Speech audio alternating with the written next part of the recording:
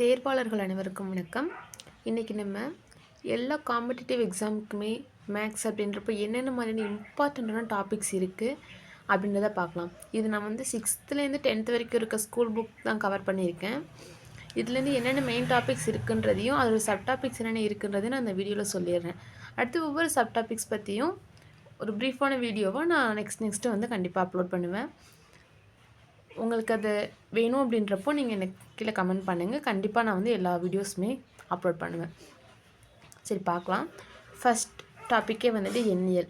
எண்ணியலை பொறுத்த வரைக்கும் என்னென்ன மாதிரியான சப்டாபிக்ஸ் இருக்குது அப்படின்னா, பகு எண்கள், பகா எண்கள், செவ்விய எண்கள், இரட்டை பகா எண், அடுத்து பகா மூன்றன் தொகுதி. பகா மூன்றன் தொகுதின்றதெல்லாம் வந்துட்டு அப்டேட் பண்ண வெர்ஷன் தான். இது ஒரு முன்னாடி இந்த ஸ்கூல் புக்ஸ்லாம் கிடையாது. இப்போ நியூ புக்ஸ் வர நிறைய டாபிக்ஸ் வந்து இதில் ஆட் ஆகிருக்கு. அடுத்து வகுப்படும் தன்மைக்கான விதிகள்லாம் இருக்கும். எல்சிஎம், ஹச்சிஎஃப், அதை பயன்படுத்தி செய்யக்கூடிய பயன்பாட்டு கணக்குகள்.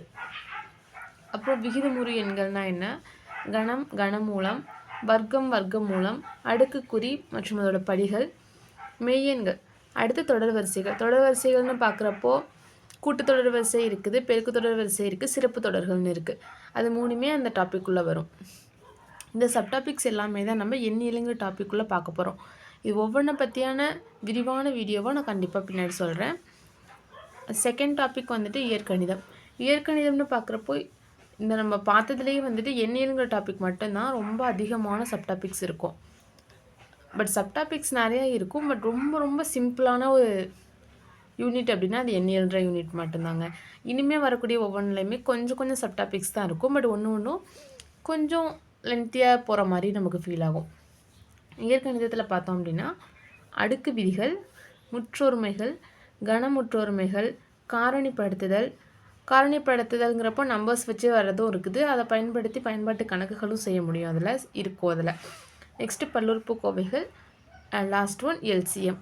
என்னடா அது ஃபஸ்ட் யூனிட்லேயே எல்சிஎம் சொன்னீங்க, இங்கேயும் எல்சிஎம் சொல்கிறீங்க அப்படின்னா, எண்ணியலில் சொன்ன LCM full and full numbers மட்டும்தான் இருக்கும். ஆனால் நம்ம செகண்ட் யூனிட் இயற்கணிதத்தில் சொல்லக்கூடிய அந்த எல்சிஎம்மில் காரணிப்படுத்துதலை வச்சு நம்ம வந்து எல்சிஎம் பார்க்குற மாதிரி இருக்கும். தேர்ட் ஒன் நடைமுறை கணக்குகள்.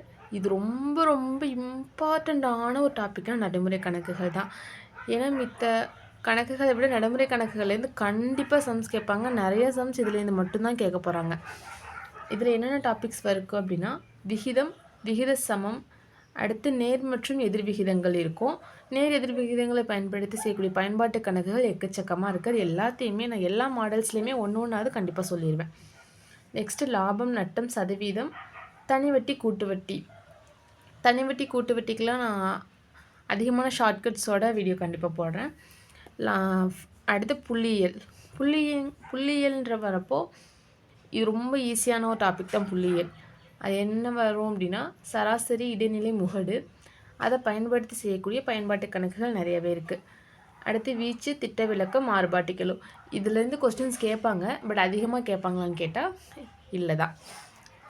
அடுத்து 5th யூனிட் நிகழ்தகவுன்னு வரும்போது நிகழ்ச்சி உங்களுக்கு தெரிஞ்சிருக்கும். சீட்டு கட்டு கணக்கு, பகடை கணக்கு, நாணயங்கள் சுண்டி விடுற கணக்கு, இதெல்லாம் ரொம்ப சிம்பிளான கணக்கு தான். இதுவும் கேட்பாங்க.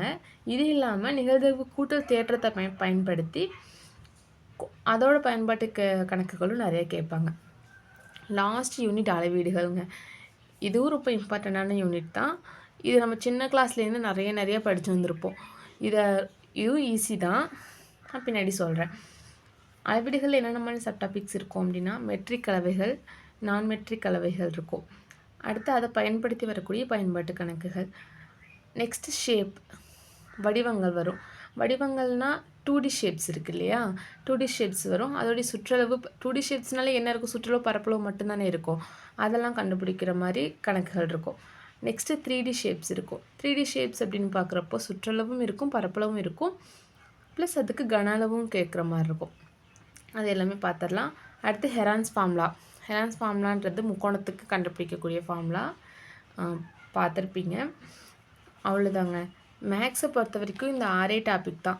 இந்த 6 டாப்பிக்கில் நான் சொன்ன சப்டாபிக்ஸ் இருக்கு இல்லையா, இது ஒன்று பற்றியும் கொஞ்சம் விரிவாக நம்ம வந்து பின்னாடி வரக்கூடிய வீடியோஸில் பார்க்கலாம்.